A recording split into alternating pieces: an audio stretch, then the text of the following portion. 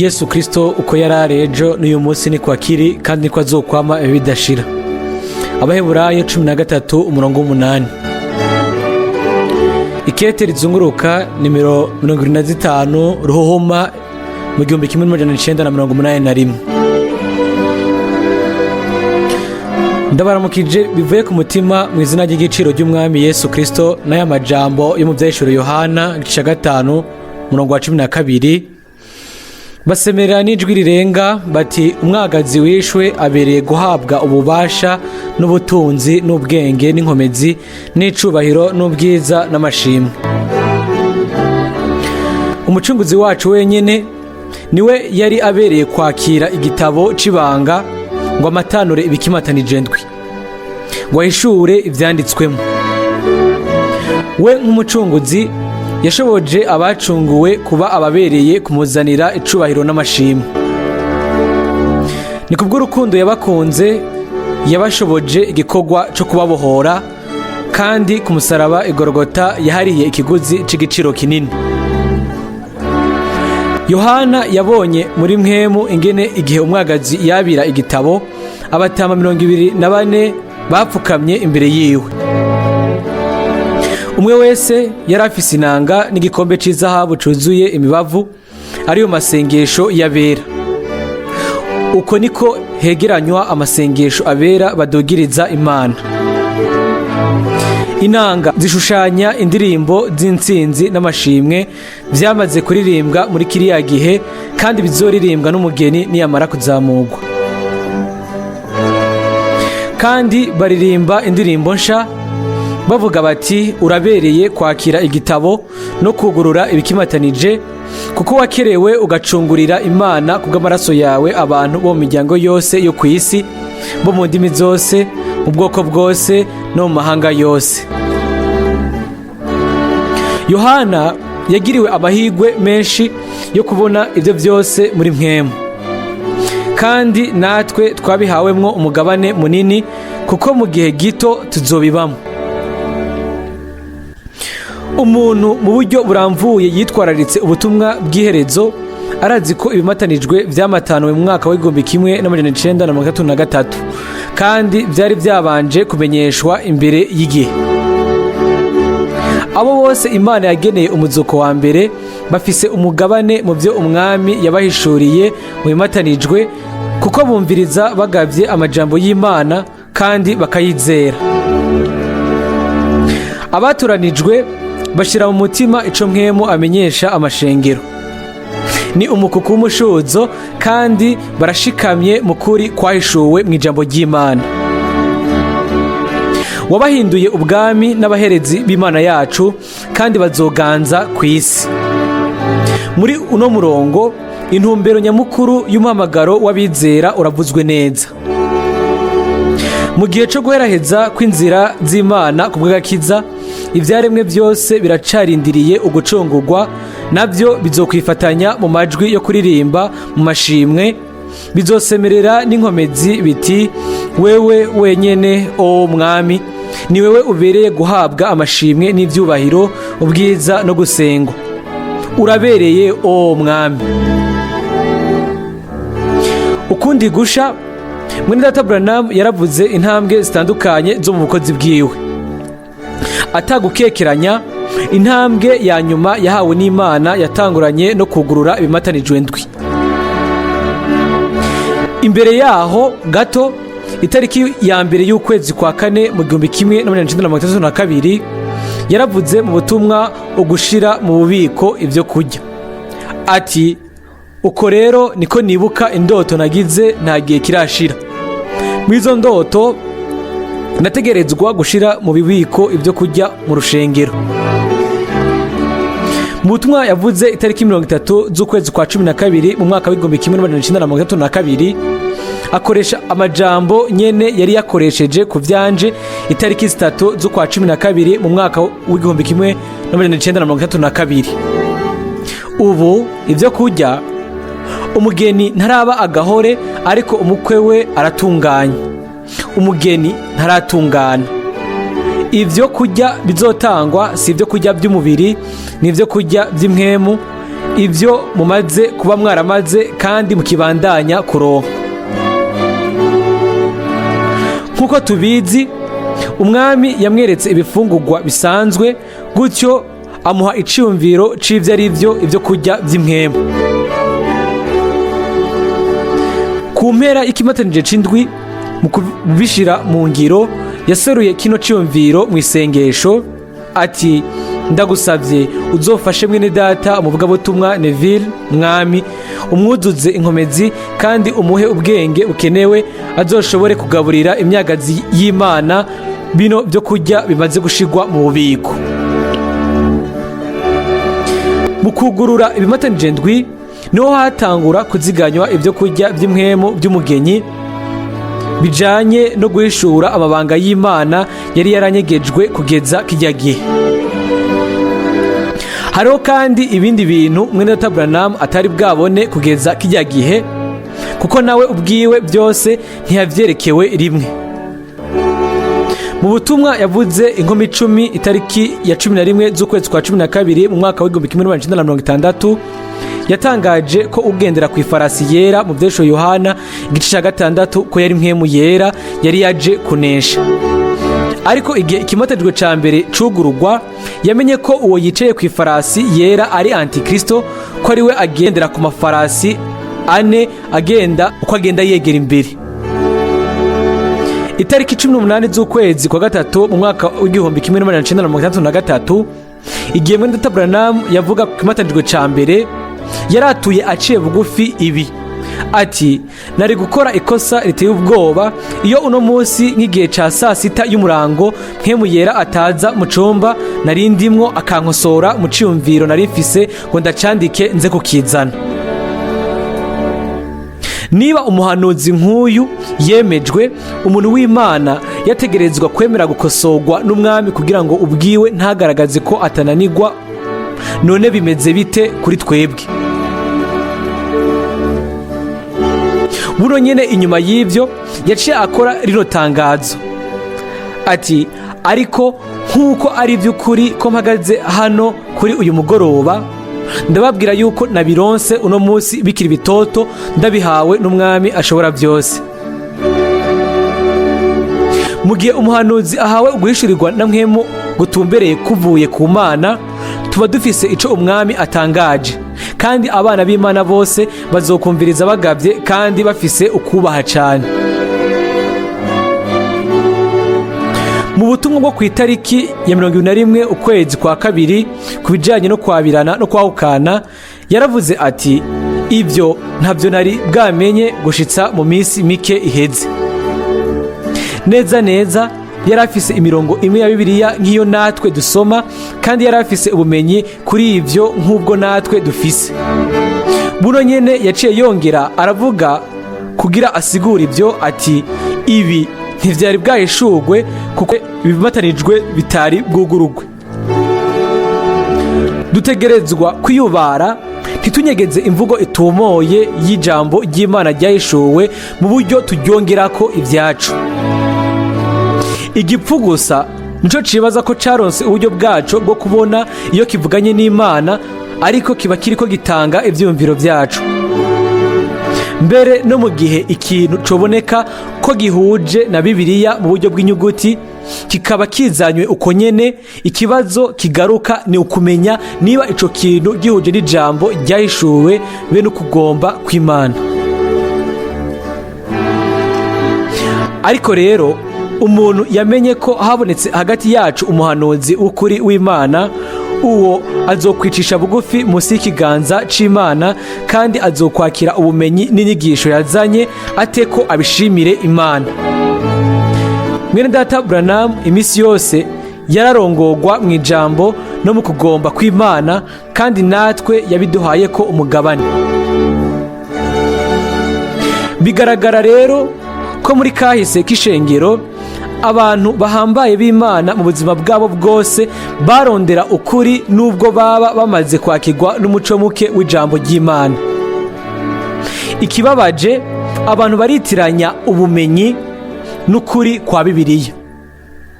Ubumenyi ubwabwo buraboha, budusunikira kuba abatagondwa, butugira bantambira kaje w'amadini kandi bwica ubumwe bw'abizera. Igihushane ukuri kwa Bibiliya gutanga umwidegemvyo, gutanga ubumwe kandi kuzana gukuza mu mpwemu. Ugwishurirwa kuzanywe na mpwemu imisi yose kuba kurimwo urukundo rw'Imana. We ni ukuri, niwe tugomba kumenya kandi twama twifuza gusa nawe gushitsa aho tuzoba abatunganye. Nubwo biruko kubw'ubumenyi ntidushobora kubishikako kuko butikwije.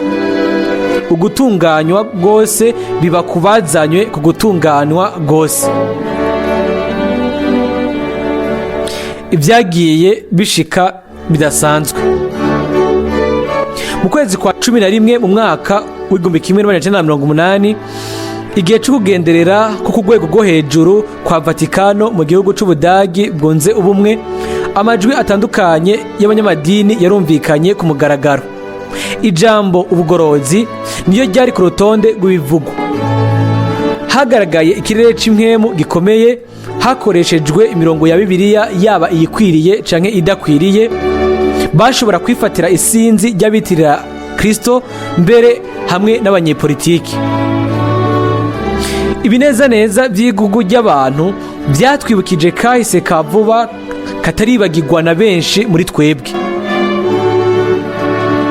Ese ukuntu nyuma y'ivyo byaraboneka kandi bikagaragara ko ingenzi y'Iroma imisi yose mu bihe byose ahantu hose uko byagenda kose yaraharonka amajambo abereye.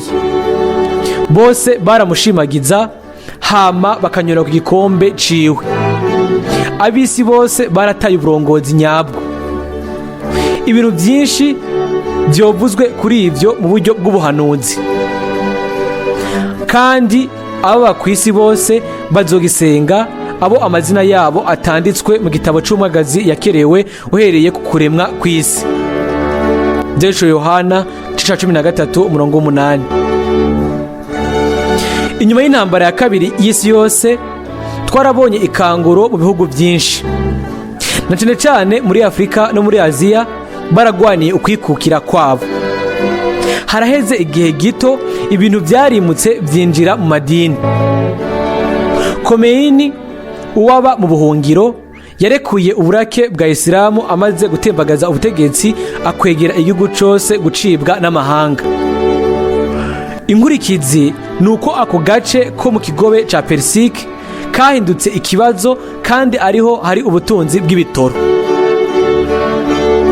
Kubera iki ibintu nk'ivyo bitabaye imbere y'igihe? Mbega twoba twegereje iherezo gusumba uko tuvyibaza? Idini rya Katolika n'umukundwa waryo Papa adasanzwe ava iburasirazuba naryo ryafashwe n'ubushobozi nk'ubwo nyene rikora ibikorane by'ubuvyutse ku isi yose nk'uko bitari bwigere bibaho kuva mbere. Ibyo tubona mu Vyanditswe vyera nuko tugomba imbere ya byose kugumiza amaso ku Buroma.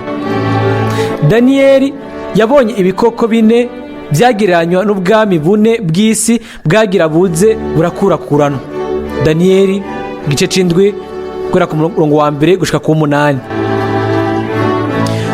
Ubwami bwa nyuma bwari ubw'Abaroma. Ivyeshuwe Yohana 17 biratwereka mu ishusho ubushobozi bwa politike ku isi yose z'ubwo bwami bugaragazwa n'igikoko, kandi n'ububasha bw'impwemu za kidini bigaragazwa na maraya yicaye ku gikoko. Kuko Imana yashize mu mitima yabo gukora intumbero imwe no guha ububasha igikoko gushika aho amajambo y'Imana azosohoza. Kandi umugore wabonye ni igisagara gifise ubutware ku bami bose bo kw'isi. Ivyeshuwe Yohana 17:18. Ubwami bw'Uburoma bugizwe n'inkomezi za politike n'ubutunzi n'iza kidini. Buzofata ubutegetsi akanya gato kumpera buganze isi. Kubwo ubunyamaswa bwabwo Isilamu ntizoronka numwe ayumviriza ku isi. Ariko umupapa azana amahoro yifashishije uburyo afise azoganza ku bami bo kw'isi. ibyo byarabuwe na Mwene w'Imana mu majambo y'abavugishwa n'Imana, kandi ibyo birasohoza imbere y'amaso yacu. Bigaragara yuko mu ntambara ndende yahitanye abantu benshi yabaye iy'impfagusa. Nubwo biri uko, turazi ko mu bihe byose Imana yamye igira amasigarira batigeze bahendwa, kandi ko hama hariho abizigirwa bama baja ku ruhande rw'ukuri. Urutonde rw'abahizi bo kwizera rumeze nk'urutsinga rutukura runyurangana mu mahanga be no mu bihe byabayeho. Abantu b'Imana bagwanye intambara ikomeye yo kwizera kugira ngo abandi bashobore guhabwa ijambo ry'Imana. Kenshi turumva havugwa abagorozi nabo bakoranye mu bihe byabo, ariko imbere yabo abandi bari barabateguriye inzira, barasibuye inzira bazocamo. Mu myaka y'igihumbi kimwe n'amajana 374 n'igihumbi kimwe n'amajana 384, Wycliffe yafashe inyandiko zitandukanye z'ishengero ashira ahabona ibyanditswe byera ko ari byo byonyene bitegerezwa kuba ntakuka ku bijanye no kwizera. Mu cete ciwe cyo gusotora gitangura cari gifise umutwe w'ijambo ngo Kristo be n'umwansi wiwe. Yerekanye atumbereye ko Papa ariwe Antikristo, aca amuharurira inyigisho ziwe zose zitari iza Bibiliya. Ariko arasobanura Bibiliya y'ikilatini ayishira mu Congereza, yamurikiwe cyane na Mwene yera. Umuriro w'Imana utangura kwaka muri we. Aca yiyegurira ukuri kw'ijambo ry'Imana mu buzima bwiwe no mu butumwa yatangaza. Umwami yarongoye ku buryo abanyeshuri ba kaminuza bo muri Czechoslovakia batwaye inyandiko ziwe i Prague. Hus, uwari umumenyekane mu kuvuga, yabanje guceceka, hanyuma yinjira ibwina bw'izo nyigisho zishasha, buno nyene aca yandika igitabo mu rurimi rw'iwabo. Amaze kumurikirwa n'umuco, yaciye atangura kugwanira ukuri kw'Imana. Mu gihe bariko baramwica bamuturiye i Constance, yaravugishijwe ati, inyuma y'urupfu rwanje Imana izorungike umugabo ansumvya inkomezi. Imana yararungitse uyo mugabo, kandi yarungika n'abandi benshi bakoreye umwami umwe wese mu gihe ciwe. Itariki ya mbere y'ukwezi kwa mbere mu mwaka w'igihumbi kimwe n'amajana 519, Izirich Zwingli yatanguye kwigisha kuri Data wa twese. Abantu benshi bagenda baza kumwumviriza. Ku mpera y'umwaka hatanzwe icegeranyo c'ibikurikira. Izirich habaye hafi ubugingo 2000 bwagaburiwe amata y'ukuri kwivugabutumwa ku buryo bwaciye busaba ibyo kurya bigumye. Hanyuma hasohotse inyandiko za Luteri zavuga kuri Data wa twese, kandi benshi bibajije ko yoba ari Zwingli yazanditse, hanyuma izina rya Luteri akaba ari ryo ryabaye bushigweko. Ibyo ni kubera ko ibyo abo bagabo babiri batangaje byarasa cyane. Hari ico bari bahuriyeko. Bomi bari bamurikiwe na Mwene yera, bomi bariga cyane ku nyandiko za Paulo, bomi bashize ku ruhande insobanuro za kimuntu za Auguste. Guhera ico gihe amazi menshi yaratembye mu ruzi Rhin, aho umunyota ubisigarira bya Hus waterewe. Benshi baciye mu rupfu rw'amaratiri, ariko ukuri kwa Bibiliya kuracari mu mitima yacu na bugingo n'ubu. Imana yabandanije kuja imbere mu ntumbero yo guhishura Yesu Kristo byuzuye mu gihe cacu. Ntibikenewe kuvuga ugutigita kw'isi n'ibindi biza bigenda birashika, kuko ivyo turabibwirwa umunsi ku wundi. Nico kimwe n'amahane muri politike no mu vya gisirikare. Turazi ko ihanga rya Isirayeli mu buryo bwiharije rifise imbere yaryo ibihe bigoye, kandi twotegerejwe gusenga tuti, Mwami, bohora ubwoko bwawe mu kaga kose. Imbere yacu hariko hegerana ibicu vyijimye, kandi neza neza mu kanya gato imirabyo n'imituragaro biraza gukurikira. Itangazo rya papa ryo kugendera kuja mu manama mpuzamashengero y'isi yose i Geneve mu mwaka w'1981 yabaye inkuru y'incamugongo kandi yaje hageze. Ni hariya neza neza icabona cyo kwizigirwa ca Yesu Kristo uwitwa Michel Selve yaturiwe itariki ya 27 z'ukwezi kw'icumi mu 1553. Selve yari uwo mu gihe kimwe na Calvin. Kiriya gihe yari yaramaze kugira ukumurikirwa na mwemu ku bijanye n'ubumana. Mu byo yatangaza nk'uko n'uwitwa Schwenkfeld uwo nawe mw'ico gihe yari amaze kubatiza mu izina rya Yesu Kristo. Yarahagurutse aravuga ati si bijanye n'ishengero ry'ubwoko ariko n'umugwi w'abizeye bukuri.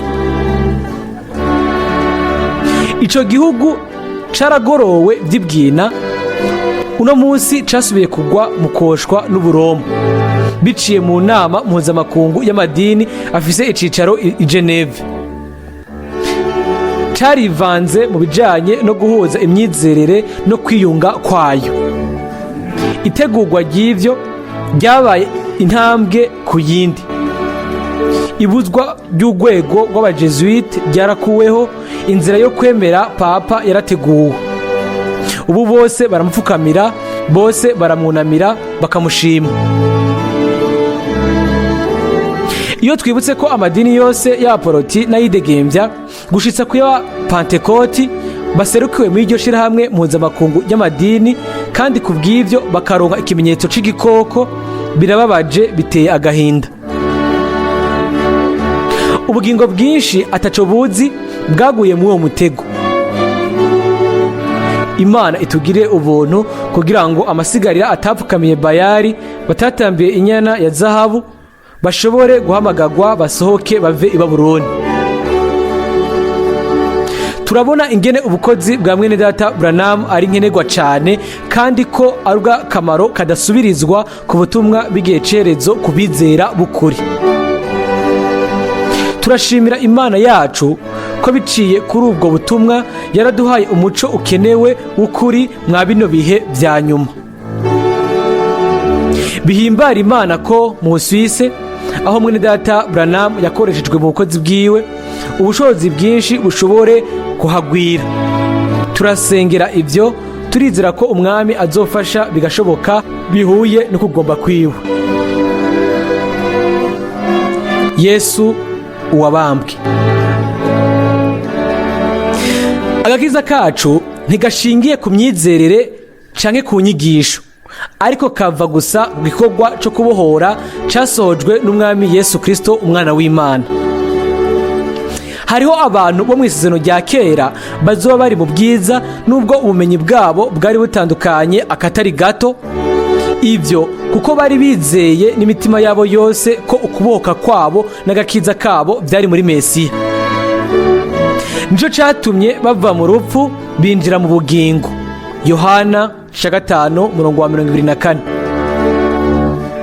Imana izocira urubanza umwe wese bifatiye ku byo yigishijwe, kuko ukwizera kuva ku byo umuntu yumva mu butumwa. Nico kandi mwene data Branham yabwiwe igihe yagira umwimenyerezo wo hakurya y'ibihe. Abana b'imfura ntibazoca mu rubanza, kuko ugutsindwa kwabo mu rubanza vyashizwe ku mwana w'Imana uwishwe urupfu ruteye ubwoba mu kibanza cabo. Guhera mu gihe c'ubugorozi umwami yagiye arushirizaho gutanga umuco. Mu byo yatangaje ku vyerekeye ubuja bw'i Babuloni, Luteri yaje mu gihe gikwiriye kugira ace icanzu. Nico cabaye icitegerezo kibereye ku bakristo.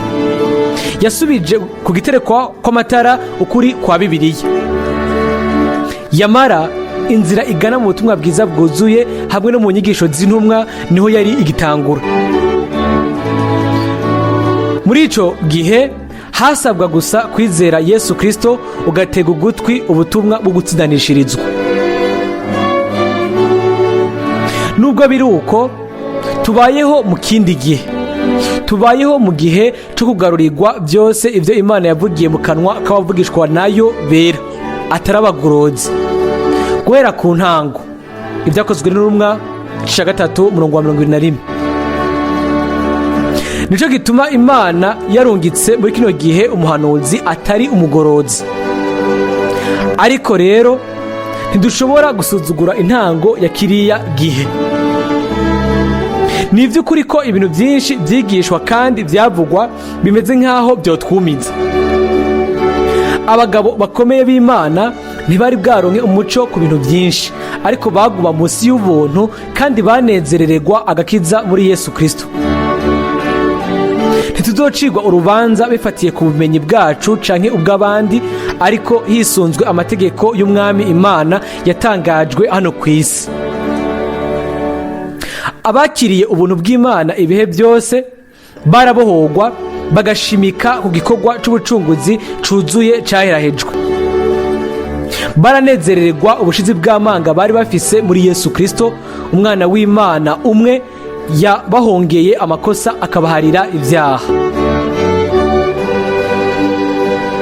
Ubuherezi nyakuri. Umwami Yesu yategerejwe gusa natwe mu bintu byose kugira ngo abe umuherezi mukuru yizigirwa kandi w'imbabazi. Abaheburayo 2:17. Abiwe yabagize abaherezi bera. Paulo ava igikorwa c'Imana c'ubutumwa bwiza bwa Yesu Kristo. Abaroma 15:16. Nibango ryo kwiyuzuza. Abikorino ba 2:5-18. Mwene Data Branham yaravuze ati, imbabazi n'urukundo birajana. Ni kubera Imana yadukunze nico catumye iduharira. N'urukundo rukoreshwa no kwizera. Abigalatiya 5:6. Ahantu hose ahasabwa ugutsindanishirizwa bivuye ku byagezwe haduka imitongano n'ibihari. Aho niho rero umuntu abona icatsi kiri mu jisho rya mwene se, ntabone ikigiga kiri mu ijisho ryiwe. Kandi ivyo ni ubufarisayo. Ku bijanye n'ivyo, umwami aravuga muri Matayo ati, ntimuhe imbwa ivyera vy'Imana, kandi ntimuterere imaragarita imbere y'ingurube. Imaragarita ni igiciro, si yo guterera imbwa canke ingurube. Ariko naho yotererwa mu vyondo bibi bishoboka, iguma ari y'agaciro kuri mweneyo. Ubiterera ingurube aba yishize mu yabira, kuko mu nyuma zishobora kumutabagura. Nico gituma Yesu avuga ati, kugutinya yuko zobisirimanga hanyuma zigahindukira zikabatabagura. Imaragarita zirahonyangwa hanyuma abazishibuye bagatabagurwa. None mu by'ukuri ninde aba yakorewe? Muri Matayo 13 umwami Yesu yavuze mu migani ubwami bw'Imana. Muri ivyo aravuga ati, ubwami bw'Imana busa n'umudandaza arondera imaragarita nziza. Abonye imaragarita imwe y'igiciro kinini, aragenda ashora ivyo afise byose arayigura. Umwe ku ruhande rwiwe tugize imaragarita nyinshi, ariko nk'umugeni turi imaragarita y'igiciro kinini iyatumye areka ubwiza bwiwe kugira ayigure hano mu isi, atanze igiciro kinini cyane. Petero wa mbere 1:18-19. Udusabira. Mu gice ca 4 ca Zakariya, umuhanuzi yabonye igiterekwa kw'amatara c'izahabu. Asunitswe na Mwene w'Imana, acarandika imirongo ibiri ya nyuma y'igice ca 2 n'igice ca 3 harimo ivyumviro by'agaciro. Ubwa mbere ashimika gutoranywa. Ati, maze Uhoraho azohindura i Buyuda habe ishamvu yiwe yo mu gihugu cera, kandi azokongera kwirobanura Yerusalemu. Mbega isezerano ryiza! Turi abatoranijwe n'Imana b'isezerano rishasha. Mu mirongo myinshi yo mu byanditswe vyera mu isezerano rya kera na rishasha harashimikwa cyane kw'ico kintu c'ukuri. Mu mu ngoma za mbere igice ca 28 haravugwa ko Imana yatoranije Isirayeli mu moko yose yo kw'isi. Ubwa kabiri yacaguye umuryango wa Yuda mu miryango 12. Ubwa gatatu yacaguye inzu ya Isayi mu miryango myinshi. Ubwa kane yahisemwo umuhungu wiwe muto mu bandi bahungu biwe kugira ngo imushire hejuru ku ntebe y'ubwami. Muri vyose tubonamwo gutoranya. Mu majambo ya Zekariya 2, Yuda yishuzwa nk'umwandu w'umwami. Yuda yasubiye ku gataka k'igihugu c'isezerano hariya. Imana yaramuronse nk'ubwoko bwayo, hanyuma asubira gutoranya Yerusalemu. Hanyuma y'ivyo haranditse ngo nimuhwekerere imbere y'Uhoraho yemwe abafise umubiri mwese, kuko avyukurutse iwe ahera hiwe. Turaza kubona mu kanya igituma byose bitegerezwa guceceka iyo Imana ivuze, kandi ko imenyekanisha abayo uko yabatoranije. Buno nyene nyuma yaho umwansi ahaguruka kugira arege. Turasoma muri Zekariya 3 ngo nerekwa Yosuwa umuherezi mukuru ahagaze imbere y'umumarayika w'Uhoraho, kandi Satani yarahagaze iburyo bwiwe ngo amurege. Mbega ntibitangaje ko ibirego byabereye imbere y'umwami mu gihe Yosuwa yari mu gikorwa ciwe? Twihe ishusho y'ibyo. Zakariya yabonye mu kwerekwa umuherezi mukuru Yosuwa ahagaze imbere y'umumarayika w'Uhoraho. Yumva Satani iburyo bwiwe ariko ashikiriza ibirego. Uhoraho abwira Satani ati, Uhoraho aguhane, we yirobanuye Yerusalemu aguhane. Mbega uwo sigishirira cokowe mu muriro. Kuko vyabaye mu minsi ya Yobu be n'umuherezi mukuru Yosuwa, uko niko n'ubu Satani acinyengeteza mu gikorwa c'Imana c'abizera. Ariko basi naho yovugira mu kanwa k'uwundi muntu ngo arege abacunguwe, ugutsindanishiriza kwa Yesu Kristo kuri hejuru y'ibirego byose byozana. Umwami yavugiye muri Paulo ati, ninde azorega abaturanijwe n'Imana? Ko ari Imana ibatsindanishiriza. Ninde azobacira kwiteka? Kristo yarapfuye, igisumbirije yarazutse, yicaye iburyo bw'Imana, bitaye ko aradusengera. Abaroma 18:33-34. Umwami yaradutoranije kandi azoturongorera mu gutungana kose. Umunsi umwe umurezi wa bene data azokorogwa. Ibyo Yohana 12:7-12. Inyuma yuko umukuku w'abanesheje bazoba bazamuwe. Umwami abandanya kubwira Zakariya ati, mbega uwo sigishirira cokowe mu muriro. Ibirego byari bishemeye ariko atari imbere y'inyonga z'Imana. Yosuwa yari aho ngo akore igikorwa c'Imana. Kuri ako karyo Satani yashaka kumutsindaho, ariko umwami amutegeka kugara umunwa. Umwami arategeka bose uno munsi irigira kandi ngo baceceke, bikubite mu gikiriza, bisuzume imbere y'umuco w'Imana. Ibivuzwe mu nyuma byumvikana nk'uko ari ikintu ciza cyane mu itangazwa ry'ubutumwa bwiza. Marayika afata ijambo abwira abari imbere yiwe ati, nimumwambure impuzu zanduye. Ariko ntibyari ibyo gusa. Guhera ico gihe Satani umurezi yategerejwe gutaha imbokoboko. Umwami arabandanya abwira Yosuwa ati, ehe ngukuye ko ikigabitanyo cawe, ndakwambitse impuzu z'umunsi mukuru. Birumvikana ko Satani atashobora kwihanganira ko uwo mugabo w'Imana yambara impuzu nshasha.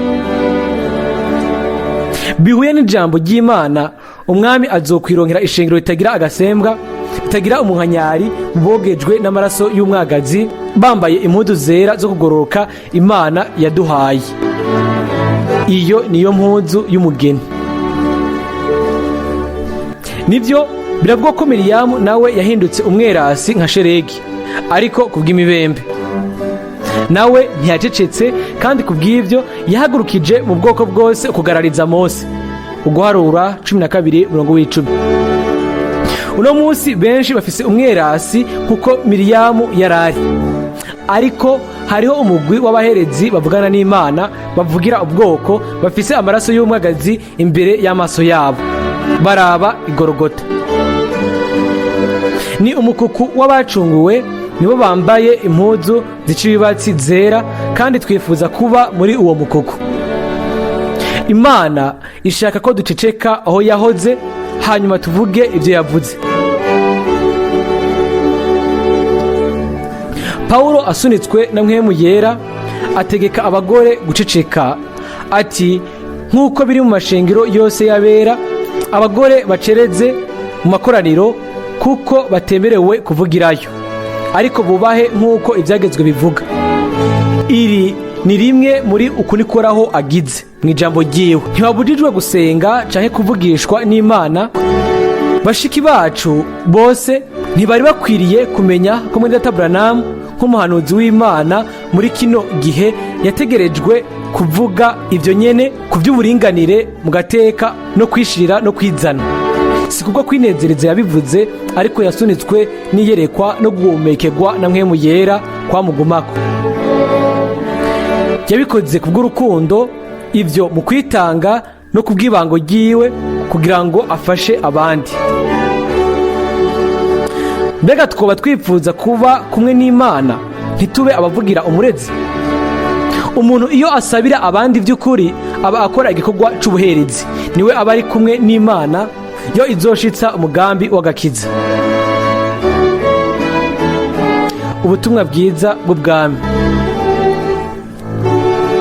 Mu mezi yaheze, na cane cane mu rugendo rwanje mperutse gukora muri Afrika, nagumye niyumvira mu byo umwami yashatse kuvuga ku by'ubutumwa bwiza bw'ubwami. Uko nshoboye kubibona, ico gikorwa gitegerezwa gusohoza mu buryo bubiri. Ubwa mbere ni uguhamagara ishengero mugeni ngo risohoke mu kavuyo rihamagawe n'ubutumwa bw'igihe ca nyuma. Ubwa kabiri ni ugutangaza ubutumwa bwiza bw'ubwami nk'igishinga ntahe mu mahanga yose. Umwami wacu yaravuze ati, kandi ubu butumwa bwiza bw'ubwami buzovugwa mu isi yose ngo bube ikimenyetso kibera icabona amahanga yose, maze umuhero uzocuza. Matayo 24:14.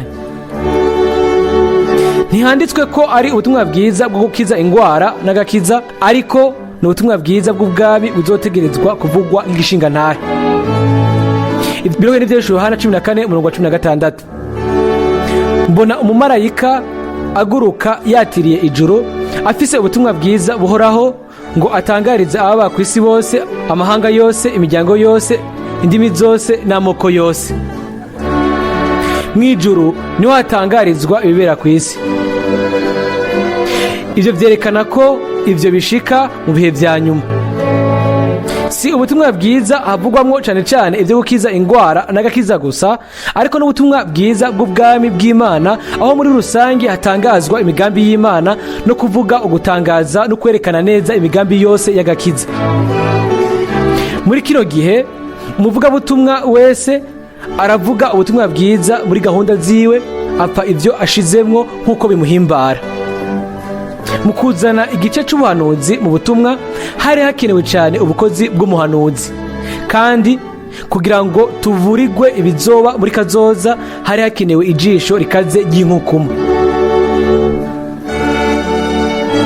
Turi ku ntambuko imwe. Biciye mu yerekwa, Mwene Branham yareretswe umugeni mu ntambuko ziwe, yari yataye ingendo kandi yamugarukana ku ntambuko. Ndemezwa neza ko buri wese co kimwe n'umugwi wose hariho urugezo bakurikiza rwabo, ariko ubu igihe cashitse ku mugeni aho ategerezwa gufata urugezo rw'intambwe y'umwami.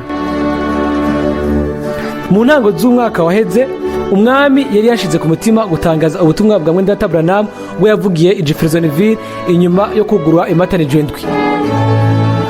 Muri ano mezi ya nyuma, abandi bene data nabo basuriye ico cifuzo nyene.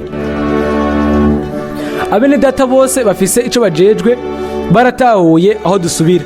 Ubu baritwararika ugutangaza biciye ku nsamirizi ubwo butumwa bwiza kandi nk'uko bishoboka mu ndimi nyinshi kugira ngo ishengero umugeni rishobore kuronka hose inyigisho imwe. Ubutumwa bwiza bwabitswe ku mabande i Jeffersonville mu mwaka w'igihumbi kimwe n'amajana icenda na mirongo itandatu na gatatu gushika mu gihumbi kimwe n'amajana icenda na mirongo itandatu na gatanu. Tuzobusohora mu nyandiko kugira ngo ko bishoboka kose tubukwiragize hose ubwavuzwe mu iyo myaka itatu na Mwene Data Branham. Uko niko ivyo Imana yateguye kuri buri wese bizogegwako. Ijambo ryahishuwe ntirizosubira ku Mana ubusa ridasohoje ico ryatumwe gukora. Nk'akarorero, bene data bo muri Afrika y'Epfo bagiye gusohora mu rurimi rw'icongereza ibintu vyanditse neza nkuko Mwene Data Branham yifuza kuba yobikora. Muri kazoza ibihugu by'abavuga icongereza bizofashwa na Afrika y'Epfo. Inyuma yuko umwami yatanguye gukora mu buryo budasanzwe mu bihugu by'uburasirazuba no hagati muri Afrika, bene data bo muri Kenya batangaje ko biteguye gushira mu Giswahili ubwo butumwa kuko nigo rurimi ruvugwa cyane muri biriya bihugu.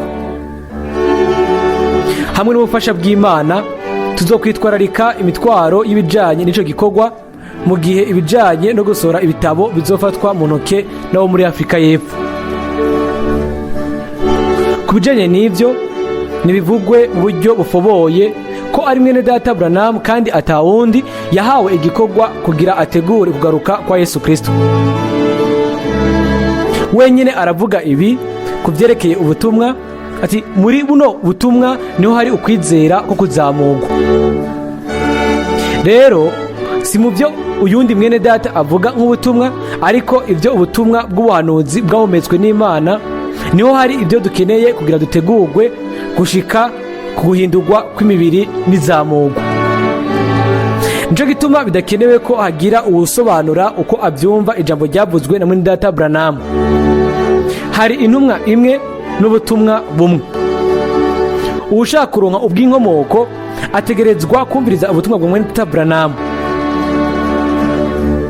Hari umugeni umwe w'ijambo ryahishuwe, ariko hari amashami menshi y'isobanuro z'ijambo ryahishuwe.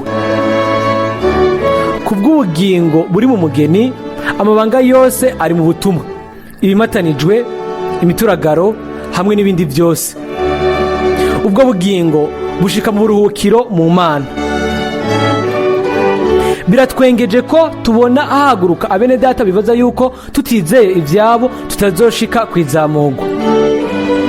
Nta kindi barico atari igikatolika cibona ko ciyumvira neza ngo hanze y'ishengero ryabo nta gakiza kariho. Ariko umwami ashimwe niwe arongora abiwe mu nzira y'intsinzi igana mu gutungana.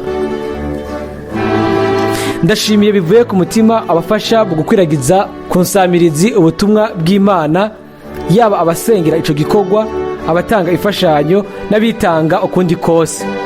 Imana irabona kandi irazi ivyo byose kandi izobibahembera.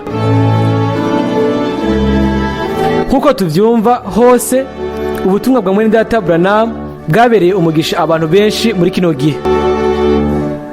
Turabinginze mushire ku ruhande ibigoye gutahura kandi ivyo ntimusubire kuvyitwararika. Umwami ni umwizigirwa, mu gihe gikwiriye azoduha umuco ukenewe. Niba Mwene Data Branham yaravuze gukwega kwa gatatu canke kimatanijwe c'indwi ku mituragaro ndwi n'ibindi, dutegerezwa kurindira gushika aho tuzosomera ubutumwa bwose tukaronka umuco muri rusangi. Mu vy'ukuri agenda atanga umuco kuri vya bintu nyene mu bice bitandukanye. Kubwo ubuntu bw'Imana byose bizoba bitomoye kandi byose bizoshigwa muri gahunda y'Imana. Birumvikana ko twotegerejwe uko dushoboye gusoma no kumviriza ubutumwa bwose imbere yo gufata ingingo ya nyuma ku cigwa runaka. Muri kano kanya birashoboka ko twofata ingingo ya gihutihuti kandi y'igice ku cigwa runaka, kuko tutarumva byose kuri ico cigwa. Ariko turazi neza ko dukurikiye ijambo ry'ubuhanuzi kandi tuzi neza ko umwami arongora neza abera. turarindiriye ko muri kazoza ijambo ry'Imana rizoshingirwa intahe nko mu gihe c'intumwa kandi ishengero rikaronka ya migisha nyene.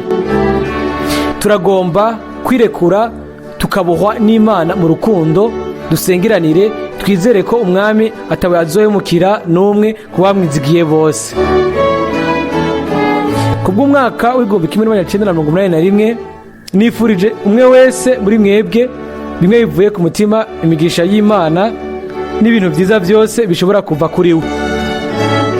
Munyumvire ko mu masengesho yanyu abagizi b'ashengero n'abo dukorana barabaha intasho, barazi ko bunze ubumwe namwe. Bene data mw'isi yose barashimira batanazi abo bose bakora igikorwa kiremereye mu gutanga uburyo bukenewe bwo gutwara buno butumwa. Ukundi gusha baransaba kubaha indamukanyo zabo. Ni kangahe kenshi nkunze kumva amajambo muri Data Branham yumvise igihe agira umwimenyerezo wo hakurya y'igihuzu c'ibihe, igihe yumva igihugu ry'abantu rivugira rimwe riti iyo utagenda ntituba turi hano. Kuri ibyo sinibwira ko no kwigereranya n'umuntu w'Imana nk'uyo, ariko hari ikintu kimwe kidakekeranya. Nanje nategerezwa gutwara ubutumwa mw'isi yose ku nyungu y'abazoja mu bwiza bw'Imana. Ukorera ku ruhande rw'Imana, mwene so Ewald Frank.